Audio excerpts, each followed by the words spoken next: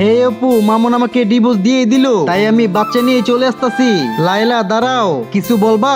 আমি তোমাকে আমার গাড়ি বাড়ি সবই দিয়ে দিব, কিন্তু তার বিনিময়ে আমার মেয়েটাকে দিয়ে যাও, তাইলে তো আমার জন্য আরো ভালো হইছে। তাড়াতাড়ি করে বাচ্চাটা খুলে নাও। শোনো লাইলা, আবার কি বলতে চাও? কখনো যদি নিজের ভুল বুঝতে পারো, আমার বাড়ির দরজা তোমার জন্য খোলা থাকবে, চলে আইসো। সেটা আর মনে হয় কখনো সম্ভব হবে না, বুঝছো Mamun? Bye bye. Hey Apu, কি অবস্থা তোমার? দেখো মামুন আমাকে গাড়ি বাড়ি সবই দিয়ে দিছে। আরে এটা কিভাবে সম্ভব হইলো?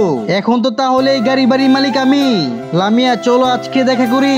অপু চলো বাইরে থেকে ঘুরে আসি। কি বললা? তোমাকে বাইরে নিয়ে যাব ঘুরতে? কেন, গেলে কি হইছে? সবাই আমাকে বুইরা বেটির জামাই বলে। আমি এই বাড়ি থেকে চলে যাচ্ছি। শোনেন ম্যানেজার সাহেব, অফিসে আসতে আমার একটু লেট হবে। এই মামুন দাঁড়াও, আমি লাইলা, চিনতে পারছো?